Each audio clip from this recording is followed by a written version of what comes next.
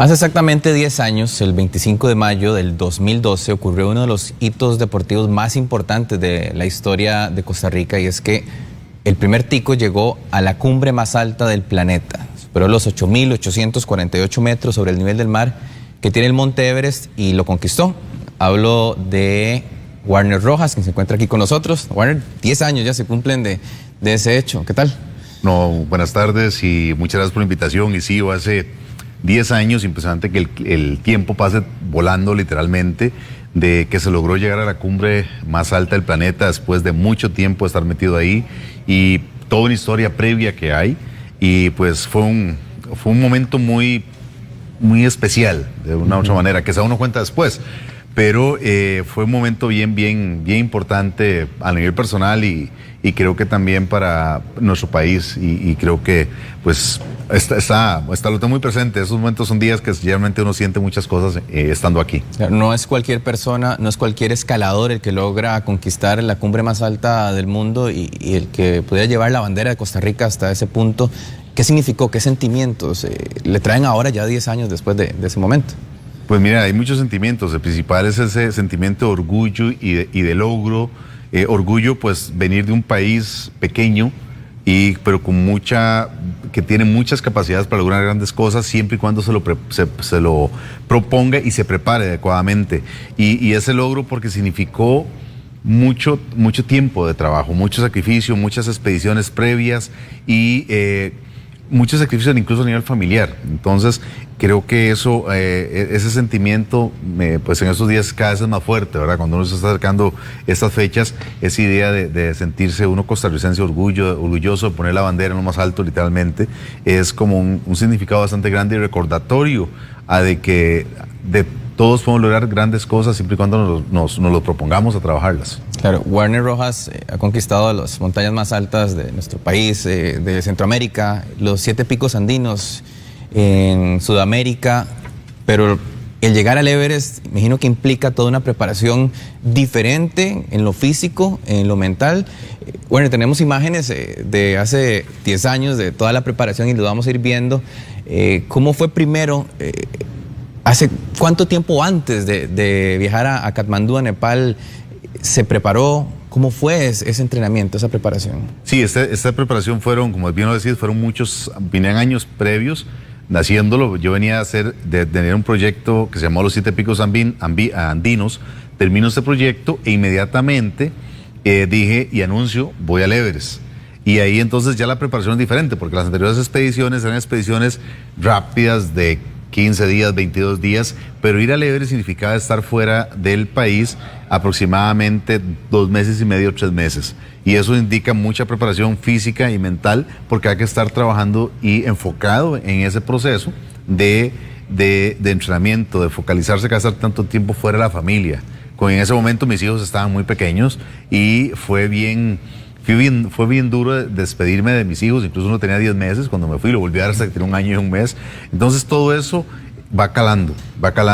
Pero gracias a la formación y preparación que tuve, logré que fuera mucho más tranquilo en ese sentido, a nivel emocional.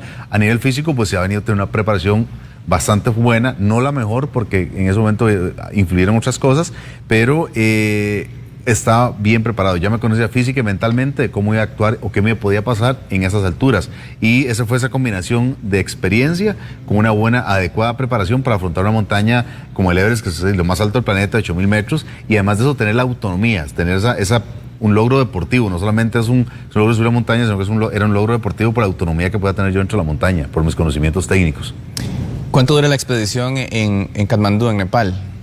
Esto, en total, la expedición fueron 2 meses y medio, por ahí, desde que llego a Nepal, que me voy a mediados de marzo y regreso a mediados de junio del 2012. Una gran parte de esto es básicamente estar metido dentro de la montaña. Una vez que conozco a mi equipo, nos vamos de Katmandú en un vuelo hasta Lukla y de ahí empieza la caminata a 65 kilómetros hasta el campo base del Everest, y todo ese proceso es el que uno dura caminando para llegar al campo base, y ahí todo el tiempo va a ser subir y bajar en un campamento que que bueno, como pueden ver ahí, es un lugar que es frío todo el tiempo, ¿verdad? Entonces pero son ese tiempo que uno dura en la montaña, porque hay que subir y bajar y permitir que el cuerpo genere glóbulos rojos para que podamos tener mayor habilidades o movernos mejor en la montaña. Había que cambiar alimentación, había que cambiar el estilo del día a día. ¿Qué se hizo en ese momento? Eso era bien curioso porque uno todos los días justamente eran variantes, todos los días eran cosas que cambiar y que hacer. Entonces era, por ejemplo, la alimentación, o eran sopas en las partes altas que uno tenía que transportar de un lado al otro, tener que derretir hielo o nieve para obtener agua. En el campamento base teníamos la ventaja de estar teniendo alguien que nos cocinaba, digamos de esa manera. Uno paga un servicio donde ese servicio incluye a alguien que cocine para no tener que hacerlo uno. Que son los conocidos Sherpas, exacto, que viven al pie de la montaña del Everest. Exacto. Suben y bajan cada rato, ¿verdad? Sí, lo que pasa es que los Sherpas incluso tienen cada uno tiene una función. O sea, ellos están divididos en diferentes posiciones y hay gente que es porteadora, otros que son cocineros, otros que son guías o asistentes. En fin, hay como toda una organización respecto a ellos, entonces cada uno hace su trabajo y lo desenvuelve de una manera muy eficiente. Entonces habían unos que cocinaban y otros que ayudaban a jalar equipo. Yo siempre anduve con el equipo mío al hombro, lo llevaba a un lado a otro y la comida y ese tipo de cosas, pero cada una organización, entonces siempre hay que estar subiendo y bajando y midiendo mucho cómo estaba el clima, porque todos los días cambiaba. O sea, había días que estaba el clima perfecto, otros días que sería una tormenta y pasábamos metidos en la tienda de campaña hasta 4 días, bajo una tormenta a 6.400 metros. Era muy, muy agotador. Además de eso, estaba la famosa cascada del Combú, que era la zona donde hay un montón de grietas, que es una zona muy peligrosa y que son las grietas como tal, que hay que cruzar en escaleras, que es sumamente peligroso. Estamos viendo. Exactamente, y esas son las grietas pequeñitas que vemos en este lugar, porque no solamente es una, sino que son, 30 grietas que hay que estar pasando de diferentes tamaños, donde algunas veces no se ve el fondo, como pueden mirar ahí, y otras veces estaban las avalanchas, que en este caso aquí las avalanchas no son de nieve como los Alpes, digámoslo así, sino que en esta época son avalanchas de hielo, que son como piedras. Entonces, de hecho, 2 años después de que yo voy, en el 2014, una avalancha mata 14 personas en una expedición de Discovery y nosotros, yo acuerdo que pasábamos muy cerca y nos pasó una avalancha muy cerca. Entonces, toda esta parte de esa cascada del Combú era bastante riesgosa, era la parte que daba más estrés de pasar. Y después de ahí para arriba, lo que seguía era el estrés de enfrentarnos a las alturas mayores. O sea, después de 7.000 metros el cuerpo tiene otras condiciones y eso es lo que costaba en este lugar y es muy peligroso porque si uno no está bien aclimatado, si no ha hecho bien ese proceso de subir y bajar, el cuerpo literalmente, uno puede morirse porque le puede dar edema cerebral o edema pulmonar. El cuerpo entra en mucho estrés y esto te puede causar unas enfermedades de ese tipo. Viendo esas imágenes, Warner, hace 10 años, ¿qué se le viene a la mente? ¿Qué estaba sucediendo en ese momento? Bueno, hacía reportes también, nos enviaba reportes desde la montaña y se ve incluso hasta el cambio físico, ¿verdad? La piel evidencia el frío, las temperaturas a las que se enfrentaron. Aquí, al inicio era como muy amigable en el sentido, en el inicio estaba más frío y uno tenía que estar en esa primera etapa de aclimatarse, subir y bajar, de ver cómo va reaccionando el cuerpo. Y justamente esa cara que uno va teniendo conforme uno avanza, la piel va cambiando porque el frío quema. Entonces, las partes que quedan expuestas al frío se iban quemando. Y conforme avanzaron los días, iba poniéndose un poco más complicado el tema porque había mucha presión. Uno, de que no hubiese una ventana o buen clima. Y después nos pasó que una avalancha casi mató a un Sherpa nuestro. Entonces, eso fue muy estresante porque tuvimos que trazar el ataque de cumbre dentro del espacio para intentar la cumbre, que era muy reducido.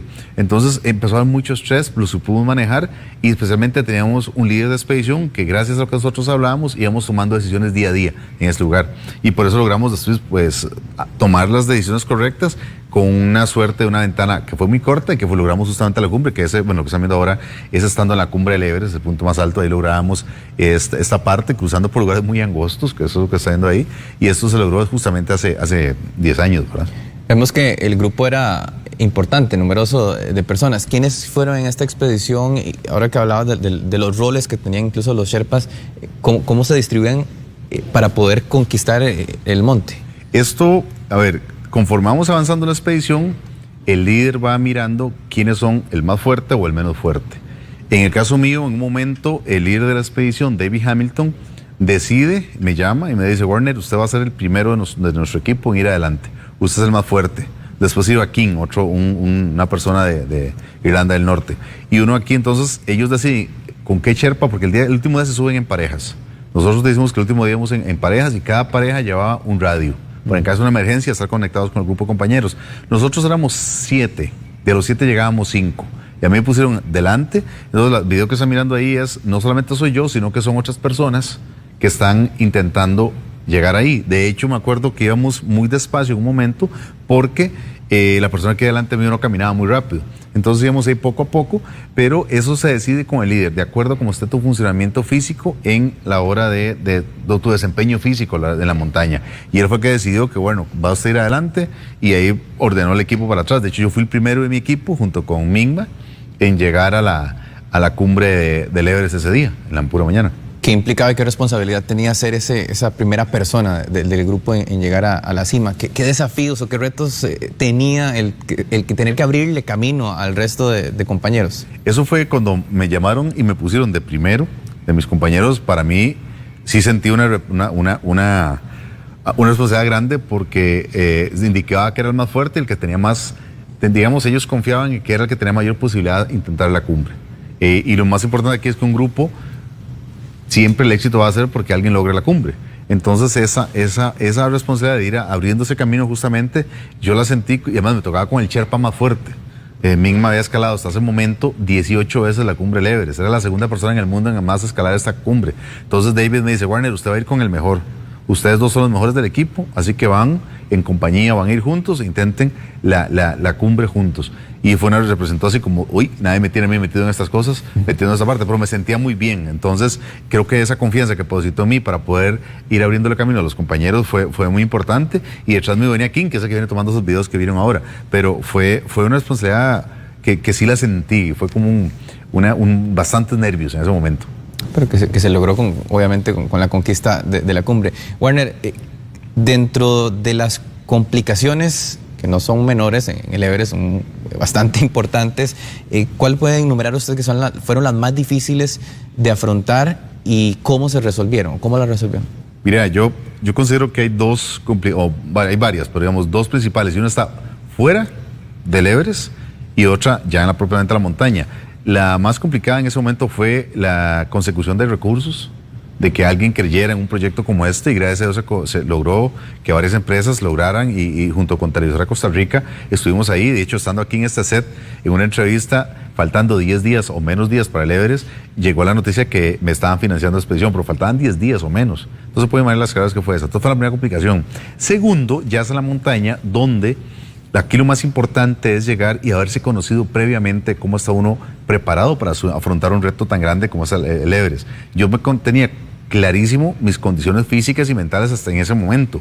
Allá no sabía qué iba a pasar después de 7.000 metros, que yo he estado casi 7.000 metros en la Aconcagua ya varias veces o 2 veces, pero de ahí para arriba era la otra parte complicada. Entonces, afrontar el tema de exposición a la altura, de que cómo iba a afectar la altura al organismo y de poderme desempeñar físicamente y técnicamente en la montaña de una forma bien, para que no sufrir ningún accidente o en caso incluso, bueno, en cosas como congelaciones o edemas cerebrales o edemas pulmonares. Entonces era la parte más complicada que tenían, era ese juego que había que hacer, y por suerte las dos las logré solventar de muy buena manera y me dio mucha confianza para poder pues pensar en nuevos retos, pero eso fue muy, muy importante en ese momento.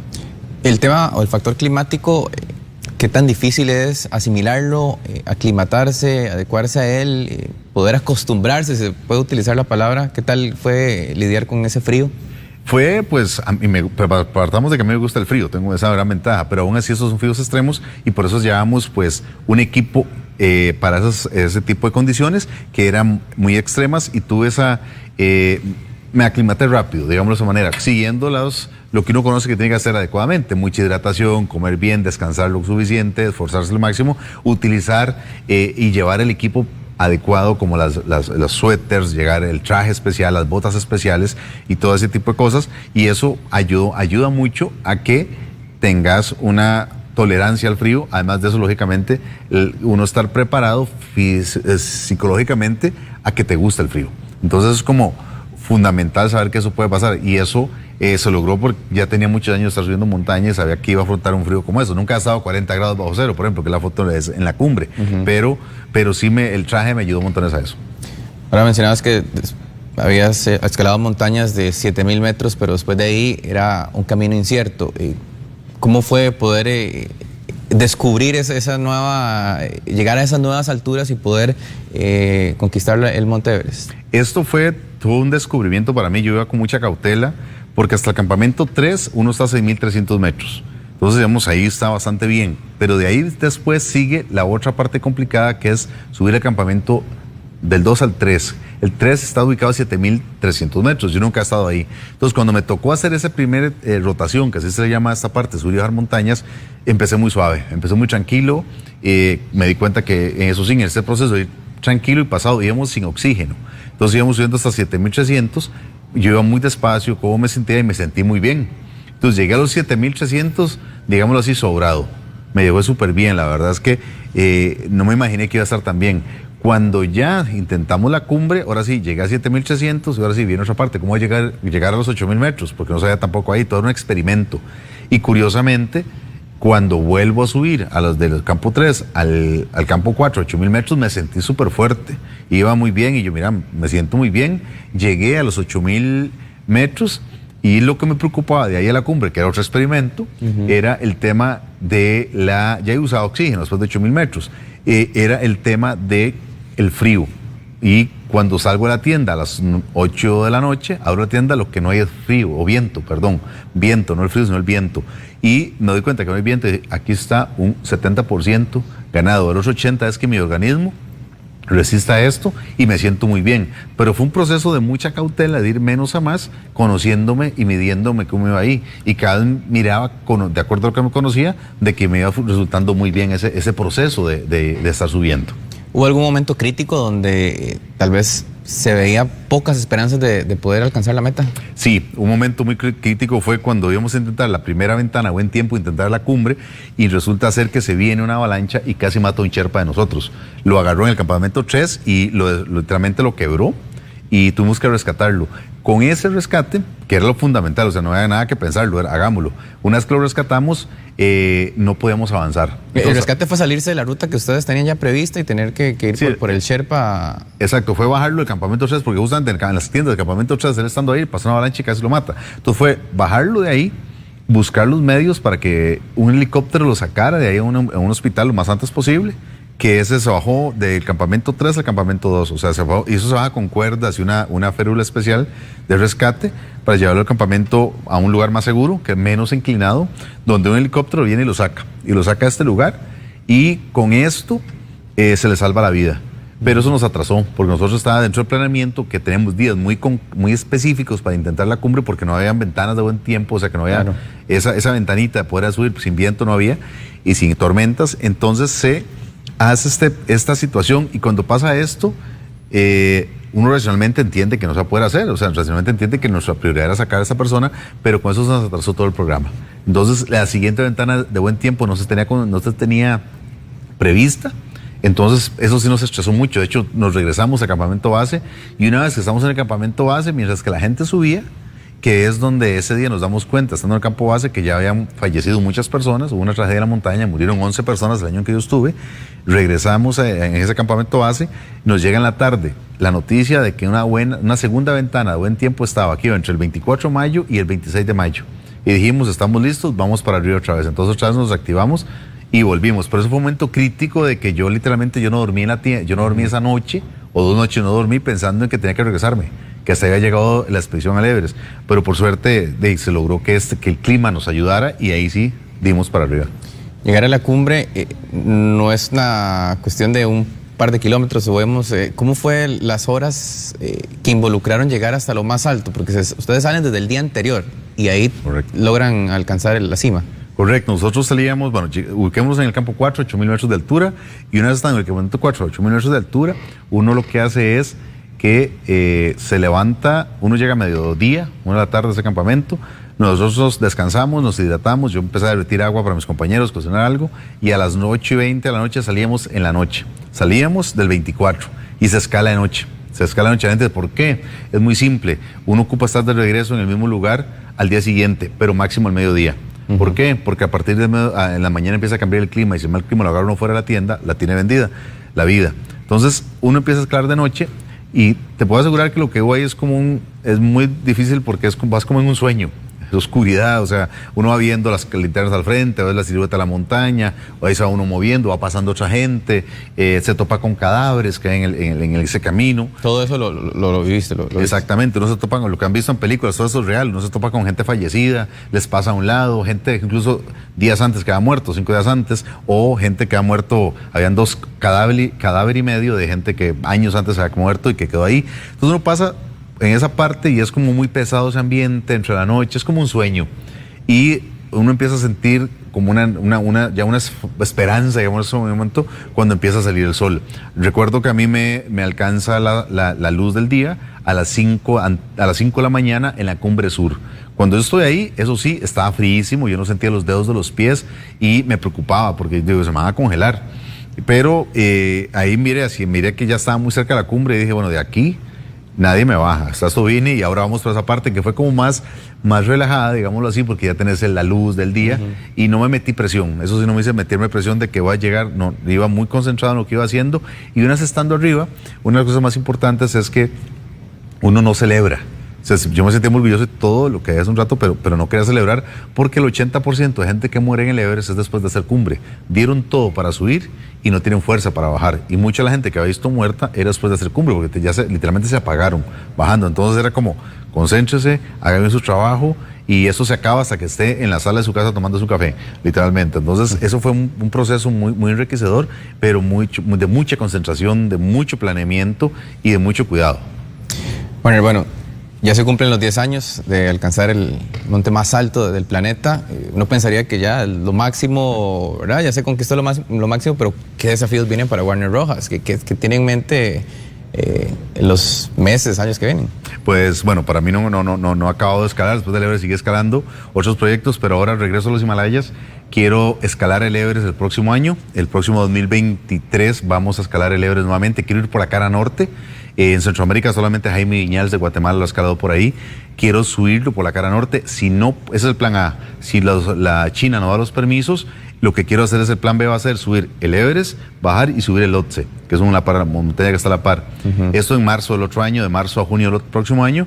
Y previo a eso, dentro de pocos días estaré yéndome a Perú a escalar unas montañas. Me voy de Lima a Arequipa en bicicleta, son 1.200 kilómetros en bicicleta, llego, me subo 4 o 5 montañas que estoy planeando allá, regreso a Costa Rica y en agosto de este año me voy para Nepal para empezar una expedición a otra montaña de 8.000 metros que se llama Manaslu, que está en Nepal, de 8.164 metros y voy a escalarla sin oxígeno y sin cherpas. Voy con grupos, sin cherpas de altura, voy con unos grupos de amigos argentinos que vamos a escalar el Manaslu, que así se llama. Regreso, haré algunas cosas por acá. En enero, febrero del próximo año me voy a hacer la trilogía de América, que es escalar el Aconcagua, Piscis y Ojos del Salado, que son las 3 montañas más altas de América, hacerlas en un solo viaje. Regreso y después de ahí al Everest. O sea, es un año muy cargado de muchas expediciones, de mucho entrenamiento y ahora estamos full metidos en esto. Es lo que viene. Hay mucho en agenda por lo que veo. El mayor de los éxitos, sé que va a ir muy bien ya con lo que se consiguió hace 10 años, pues creo que abrió las puertas para seguir buscando nuevas alturas, ¿verdad? Nuevos objetivos. Exactamente, y muchísimas gracias siempre a Televisora de Costa Rica por este apoyo que siempre me ha dado. Y la idea es seguir soñando, invitar a toda aquella gente que quiera hacer las cosas, háganlo, pero prepárese adecuadamente porque esas montañas, malas decisiones traen consecuencias muy graves. Bueno, muchísimas gracias por habernos acompañado. A las órdenes, gracias. Gracias. Lo invitamos a suscribirse a nuestro canal de YouTube para que repase todo el contenido disponible.